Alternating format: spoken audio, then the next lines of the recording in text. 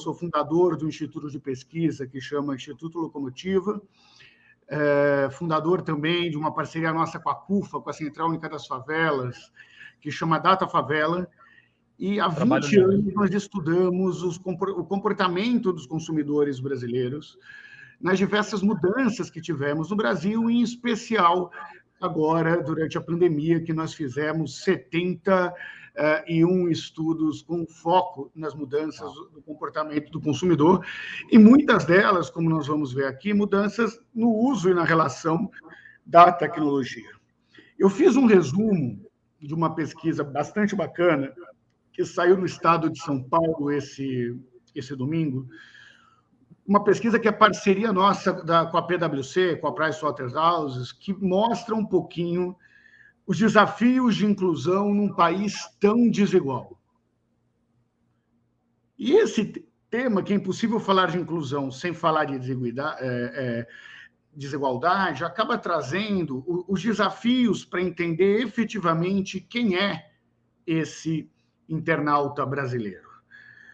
Isso não é um detalhe. Até pouco tempo atrás, quando em grupos de pesquisa nós fazíamos aquela pergunta, olha, se o internauta fosse uma pessoa, como essa pessoa seria? As pessoas falariam, é um jovem de uns 25 anos, tatuado, que fala inglês, um cara muito, muito descolado. E é um erro acreditar num estereótipo sobre o internauta. Só que, por outro lado, muitas vezes esse é um estereótipo que se aproxima das pessoas que fazem internet. Acreditar que o resto dos internautas é assim pode ser um erro fatal para os negócios. Bom, vamos entender um pouquinho do que nós estamos falando desse país. Nós temos aí um pouco mais de 60 milhões de famílias no Brasil. E metade dessas famílias tem uma renda total menor do que R$ 2.394. Total significa renda formal, renda informal, pensão, bico. Para quem está nos assistindo e não sabe o que é bico é aquilo que os ricos chamam de frila. É a mesma coisa. Só 5% da população brasileira ganha mais do que R$ 12 mil de renda familiar, somando a renda de todo mundo que está dentro da casa.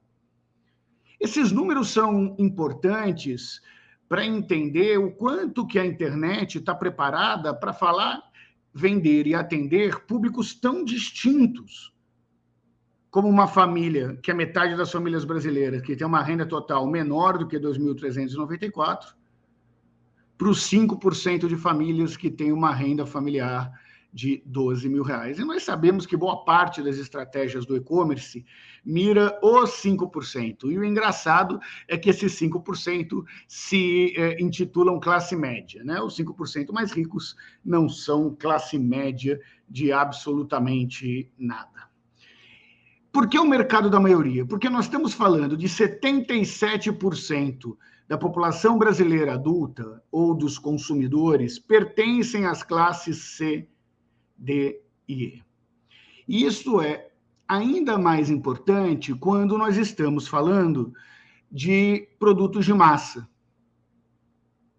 Porque um jovem de classe A, ele pode até gostar de comprar um celular, ter dinheiro para comprar 10 celulares, mas ele não tem ouvido para ouvir 10 celulares. Então, se ele for comprar o celular, pode pagar um pouco mais caro para ele. Mas se você quiser por ele, mas se você quiser vender volume, você tem que vender para os 77% da população que pertence à baixa renda. Um outro dado interessante é que os indivíduos das classes A e B, são esses dois em cima aí, né, o amarelo e um laranjinha, a gente fez um paralelo de 2010 para 2020.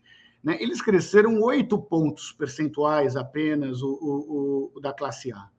O da classe D saiu de 19 pontos percentuais de penetração para 72%. Né? A classe D de 51 para 90%.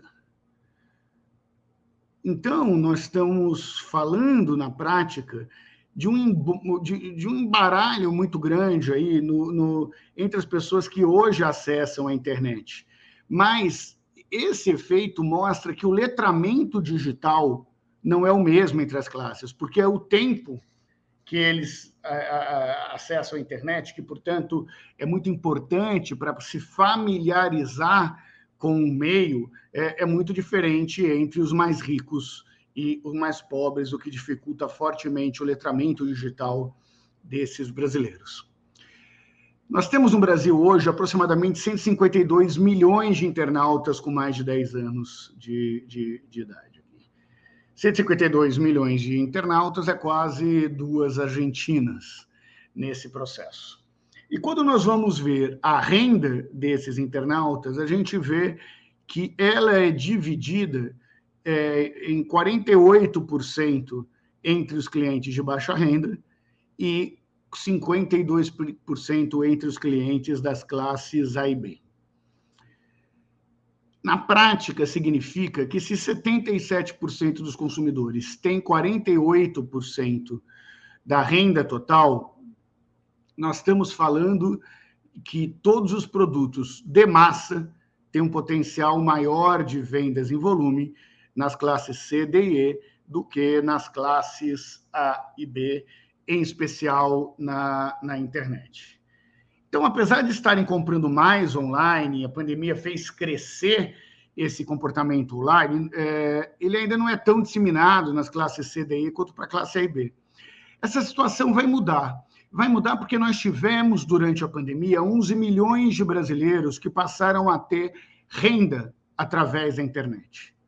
11 milhões no último ano. Nós já somos 33 milhões de brasileiros que têm uma renda através da internet. Eu não estou falando só de entregador, não. Entregador são 700 mil.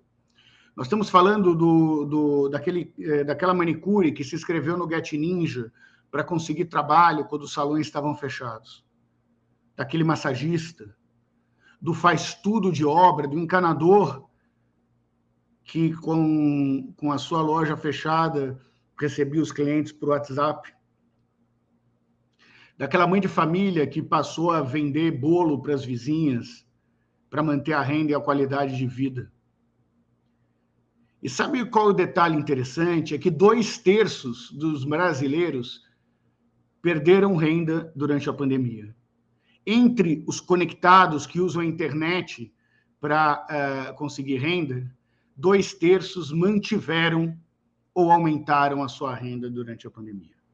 Então, nós estamos vendo o impacto direto dessas novas tecnologias no modelo de geração de renda de uma camada importante da população brasileira.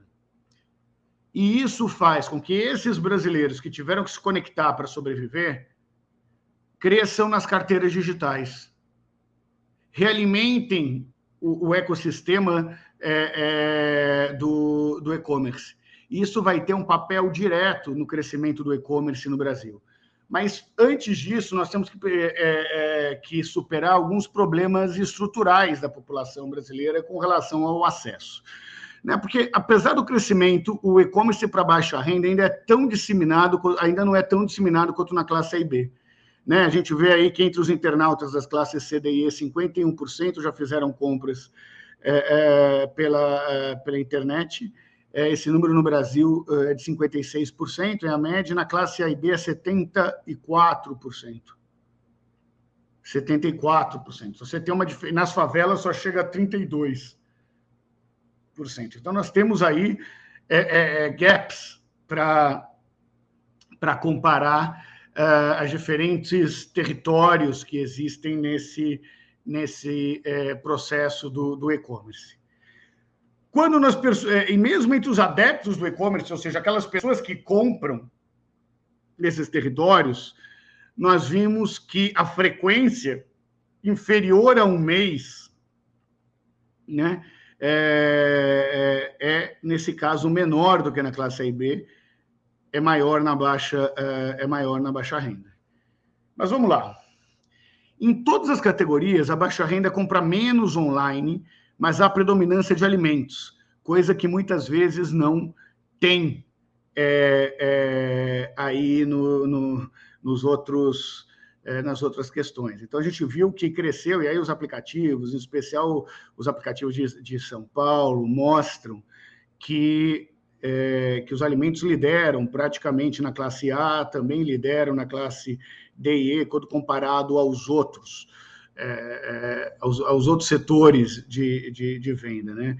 Então, a classe A e B lidera em todos proporcionalmente, até porque ela tem mais dinheiro para gastar nisso, mesmo sendo um público muito menor, né? Tem uma penetração maior, não uma penetração que supere a venda desses produtos, né? Então, quando a gente vai olhar esses números, com certeza as classes C, D e E são maioria absoluta entre os internautas de todas essas categorias, entre o consumidor de todas essas categorias, quando nós vamos analisar pelo volume total de pessoas, mas só do ponto de vista da penetração interna dentro da classe, aí, obviamente, a classe A e B, que compra muito mais tempo, lidera essa penetração. Quais são as barreiras que a pesquisa aponta que impactam o acesso da baixa renda ao e-commerce de alimentos, especificamente, né? Que é um e-commerce que apareceu com bastante força no slide anterior. Então, tem uma falta de escolha em alguns itens, como os itens que devem ser mais frescos, como fruta, legumes e verduras, como o pãozinho fresco, né? Não o pão industrializado, aquele pãozinho fresco. A existência de taxas de entrega, o hábito, né, de fazer um passeio no supermercado, um hábito feito em algumas regiões mais do que outras, e em geral feito pela população um pouco mais velha, né? Ter um hábito também da compra de reposição, que muitas vezes é feita em mercados menores e que não oferecem esses serviços. Experiências anteriores sobre o erro nos produtos que foram solucionados, né? E um processo de entrega agendada que nem sempre obedece aos critérios de compra, em especial de compra de reposição, que essa consumidora espera. As favelas têm um desafio adicional ao e-commerce, né? 1/3 dos compradores entre os moradores de favela não conseguem receber suas compras na porta de casa. Não tem logística para receber as suas compras na porta de casa. Isso, obviamente, dificulta o processo de entrega, quando tem que ir para uma associação de moradores ou para uma dessas microempresas que fazem um serviço interno de entrega na comunidade, que, inclusive, muitas vezes adiciona um custo a mais para isso. Fora isso, as favelas têm o que nós chamamos de coabitação familiar. Isso é o que deu muito problema na época do auxílio emergencial, por exemplo, porque os dados do governo federal, né, os dados da Dataprev, eles não conseguiam pegar as fraudes de pessoas da elite que pediam auxílio emergencial. 1/3 da elite pediu auxílio emergencial e 69% conseguiram. Foi uma pesquisa nossa, que foi capa do Valor, que mostrou esses dados. Só que eles conseguiam pegar o cheque de endereço, porque aí você tinha muita gente colocando o mesmo endereço. É que na favela é assim que funciona. Só que quando chegava nos processos de cadastramento, parecia que era fraude. Então, essa mesma dificuldade que existiu para a distribuição do auxílio emergencial, existe ainda também para fazer com que os produtos comprados online pelos moradores de favela cheguem nesse território. E apesar da maioria da população hoje ter acesso à internet, como nós vimos aqui, são 153 milhões de brasileiros com acesso à internet, esse acesso é muito desigual. E nós vamos ver duas coisas agora. Em primeiro lugar, da onde vem essa desigualdade, onde se concentra essa desigualdade. E nós vamos ver que essa desigualdade, ela tem cara. É uma mulher negra, estudante de escola pública, das regiões mais afastadas das grandes cidades. Nós vamos ver que, enquanto a penetração de internet entre os mais jovens é de 96% por ano, 96%, Entre os brasileiros com mais de 60 anos, esse número cai para 50%. É verdade, antes da pandemia eram 35%, eles cresceram substancialmente durante a pandemia para manter contato com os seus familiares. Mas 50% ainda é muito pouco, até porque essa é a parcela da população que tem mais dinheiro no bolso hoje. Quando nós vamos ver aí o gap de internautas, a gente percebe que 100% da classe A acessa a internet, mas esse número cai para 64% na classe D e E. Então, entre os mais pobres, ainda tem um terço ainda dos mais pobres da classe D e E que não tem acesso. Então, esse gap tem bolso. Assim como os moradores de área urbana têm, na média, mais acesso à internet do que todos os moradores da área rural, né? 86% a 65%. Um outro gap desse abismo digital que nós enfrentamos, que apareceu nessa pesquisa nossa com a PwC, foi sobre a rede de ensino. Né? Nós vimos que 78% dos alunos de escolas públicas têm acesso à internet. Nós estamos dizendo que 22% não tinha, que é um quarto dos alunos das escolas públicas. Esse problema praticamente não existe entre os alunos das escolas privadas. Num cenário que teve muita aula online, esse número é claro. Esse número é autoritário. E isso tem aumentado o fosso educacional e mais para frente se desdobra no fosso de renda entre quem teve oportunidade de estudar em colégio privado e quem não teve essa oportunidade e teve acesso apenas ao ensino público. A outra questão, em cima de todas essas questões, nós criamos o que nós chamamos de um índice de privação online, ou seja, como nós, a partir desses números todos, a partir da análise desses gaps, e a partir de outras questões sobre qual é o seu tipo de conexão, sobra ou não sobra dinheiro para pagar as suas contas, como é que se distribui esses milhões de internautas do ponto de vista da qualidade do acesso. Né? Então, a partir dos diferentes desafios de inclusão digital, a gente acabou identificando na pesquisa que não é possível pensar esse abismo digital e a realidade digital dos brasileiros apenas em termos de acesso. Isso é um termo muito pobre, mas é preciso considerar também as limitações que grande parte dos brasileiros conectados enfrentam nesse seu cotidiano online. Então, para dar conta dessas fontes de exclusão, que foram percebidas, nós experimentando fontes que foram experimentadas pelos próprios brasileiros, a PwC e o Instituto Locomotiva desenvolveram o índice de privação online. E o índice de privação online aponta dados interessantes. Somente 29% dos brasileiros dos internautas brasileiros são plenamente conectados. Né? Isso dá 49,4 milhões de brasileiros que se concentram mais na região sul, que tem mais celular pré-pago, que tem acesso a notebook, que são mais escolarizados da classe A e B e são majoritariamente brancos. Esse responde àquele estereótipo inicial, aquela personificação que nós fizemos no começo do nosso bate-papo.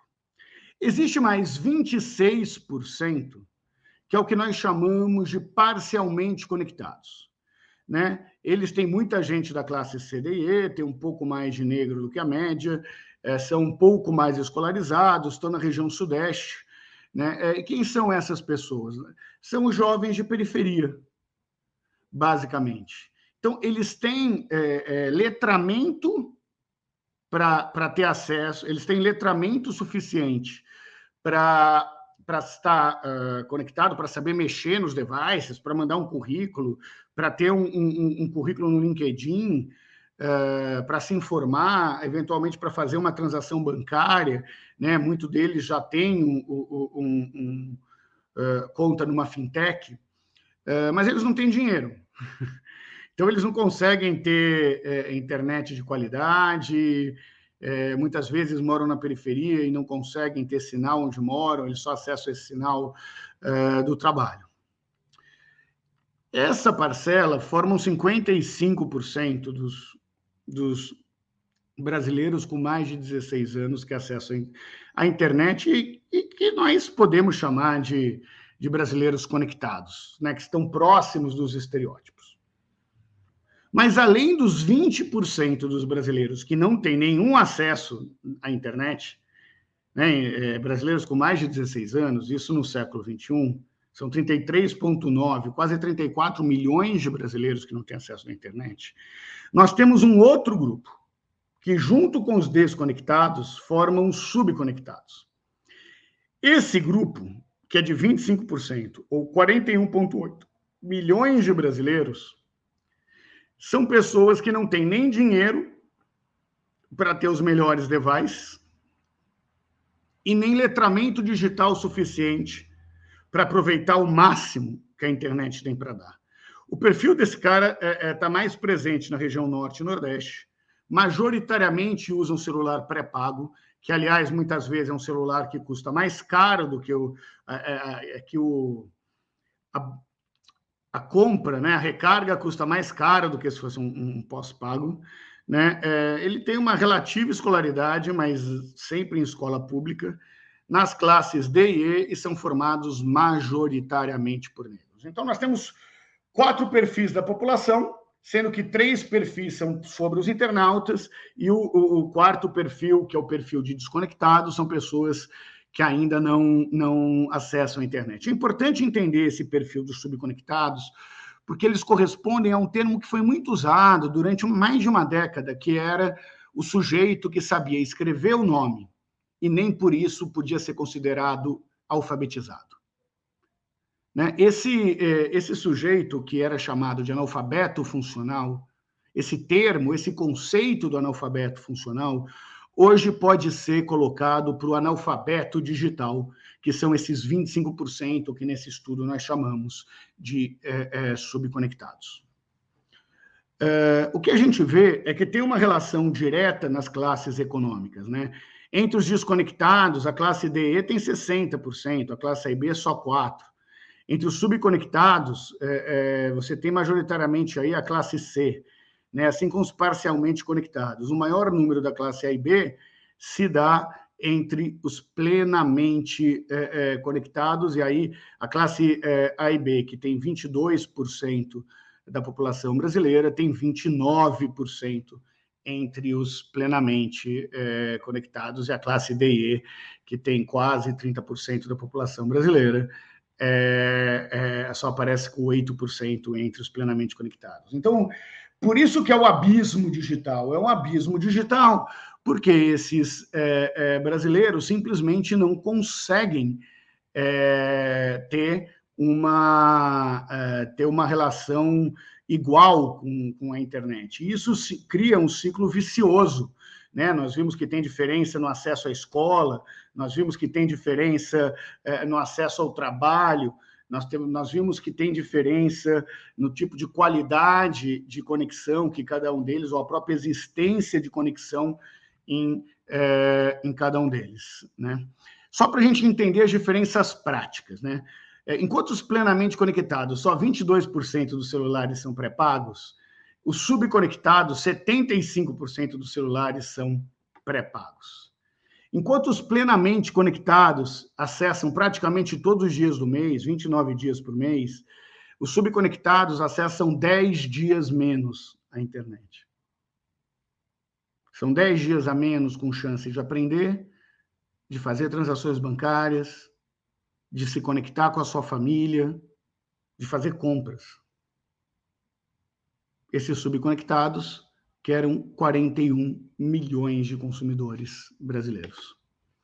Então, quais são as causas desses abismos digitais? Eu vou passar mais rápido aqui, mas só para a gente entender que nós temos 2 naturezas de causa. Uma causa realizada com a infraestrutura, né? E outras relacionadas ao letramento digital aqui. Então, a infraestrutura nacional de telecom ainda é muito pobre, vamos dizer assim. As leis são municipais e muito defasadas, né? A distribuição do sinal é desigual, então nas áreas mais ricas o sinal funciona melhor do que nas áreas mais pobres. Não tem antena. E nós estamos discutindo o 5G quando tem regiões que não tem nem o 3G. Nós temos regiões no meio de favelas que são apagões. Áreas a 1 hora de capitais em que você não consegue conectar o seu celular. E tem consumo nesses lugares. Se eu fosse da Anatel, se eu fosse regulador, eu ia propor uma lei bem ousada. Uma lei que, para a licitação da 5G, eu falaria que as primeiras antenas tinham que ser nas regiões com pior sinal, não nas regiões com melhor sinal. As desigualdades se corrigem oferecendo o melhor para quem mais precisa. E tem exemplos muito claros sobre isso de países bem mais capitalistas do que o nosso, que é o exemplo da Colômbia, que colocou os melhores hospitais, as melhores escolas nas áreas mais pobres, para que esse gap educacional, para que esse gap na saúde pública fosse corrigido mais rápido nesses lugares, para que eles conseguissem se aproximar aos habitantes daquelas regiões que sempre gozaram do melhor do serviço público. Nós temos uma outra razão, que é o equipamento público nas escolas. E aí nós temos um percentual significativo de escolas públicas que não contam com uma estrutura. E depois a infraestrutura individual, de um número gigantesco de consumidores, de brasileiros, que não tem o device adequado para conseguir fazer várias das tarefas, né? Então, vou passar rapidamente aqui, né? Esses são dados do movimento Antena-se, e aí que nós fazemos parte no Instituto Locomotiva, né? E a gente vê que o valor recomendado para uma boa conectividade é até de 1.000 habitantes por antena. E isso estourou em praticamente todas as regiões metropolitanas do Brasil. Agora, olha a coincidência, quando nós colocamos um zoom isso para São Paulo, nós vimos que a área em que mais estourou são as áreas periféricas, e não as regiões centrais. Na prática, nós temos aí os mais ricos, aqueles que têm acesso à banda larga, à fibra, tendo acesso ao melhor 3G, 4G que pode existir, e deixando de fora aquelas pessoas que mais precisam, na prioridade aí das companhias. O equipamento público de escola é muito autoritário. Hoje, no Brasil, nós temos 124 mil alunos matriculados em escolas que não têm energia. E nós temos 8 milhões de alunos matriculados em escola pública que não têm banda larga. Não quer dizer que os outros têm banda larga e que ele pode usar. É só a escola ter um processo de banda larga. 8 milhões no universo de 45 milhões de alunos é coisa para burro, né? 1 em cada 4 escolas não tem internet para ensino e aprendizagem. Nós estamos falando o quê? Que 25% da escola não utilizam a internet para ensinar os alunos ou deixar à disposição para que eles aprendam.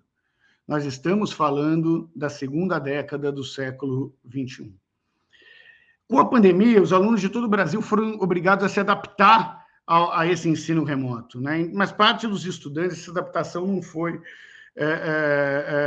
possível muitas vezes, né? A gente teve hoje 5,8 milhões são alunos de instituições públicas de ensino, 4 milhões são alunos de escolas públicas de ensino fundamental e 740 mil alunos são escolas médias, né? Então, 6 milhões de estudantes da pré-escola ou após graduação não estudaram durante o período das escolas fechadas. Eu estourei meu tempo aqui, mas eu vou pedir mais 2 minutos para vocês, que está fortemente relacionado à infraestrutura de acesso dentro da casa das pessoas, né? Então, o que a gente tem na prática? As pessoas da classe A e B com acesso maior em banda larga, e as pessoas de classe C, D e E com acesso maior em telefones oferecidos pelas companhias celulares, em acesso à internet oferecido pelas companhias celulares. O que era uma diferença gigantesca. Por quê? Porque quando você está trabalhando em banda larga, você paga velocidade, você tem acesso limitado. Quando você trabalha com a tecnologia telefônica, você paga por volume. Você passa a ter que economizar a profundidade do que você vê na internet. Isso é um modelo muito diferente, que acaba impedindo aí com que a baixa renda tenha os mesmos acessos à informação disponível na internet do que a alta renda tem. Né? E isso tem uma diferença gritante entre área urbana e área rural, uma diferença ainda maior entre os 9 de cada 10 pessoas da classe A versus os 5 de cada 10 pessoas da classe D e E, que tem banda larga fixa. Bom, embora o Brasil tenha um mercado de banda larga relativamente competitivo, a gente viu que os preços da banda larga são bastante caros ainda, né? E 57% dos mais pobres afirmam que a causa de não ter internet é o alto preço. E esqueçam os valores absolutos aí. O fato é que o pacote de telefone, TV e internet no gasto de renda familiar é 3.118% maior entre os brasileiros com mais de 25 salários mínimos do que entre os brasileiros com menos de 2 salários mínimos. E essa dependência exclusiva do celular para acessar a internet é maior entre as pessoas negras e de renda mais baixo.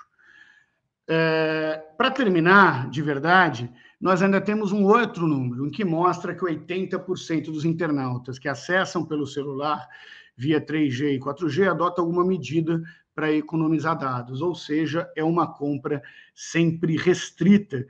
Olha, super obrigado. Eu sei que os números são muito fortes, são números inéditos, acabaram de sair, são números super recentes, acabaram de sair do forno, esse nosso estudo com a PwC, mas mostra algumas dimensões. A dimensão econômica, efetivamente, né, o quanto que o e-commerce consegue ou não consegue crescer se esse abismo digital não for superado. Então, nós estamos muito mais hoje num jogo de rouba-monte, né, entre os e-commerces, ao invés de um jogo de crescimento de mercado que poderia beneficiar a todos, inclusive a sociedade brasileira.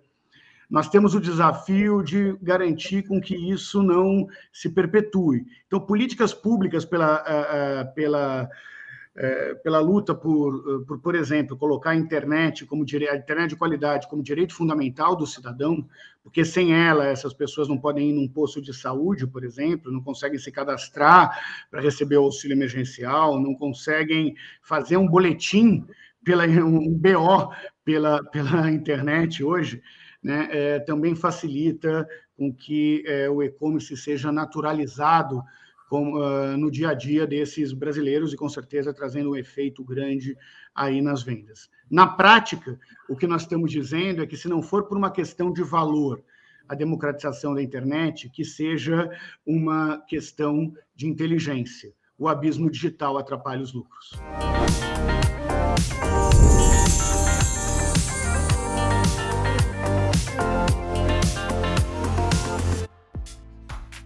E aí, gostou do vídeo? Então não deixe de curtir e compartilhar. Aqui do lado tem 2 sugestões que você pode gostar.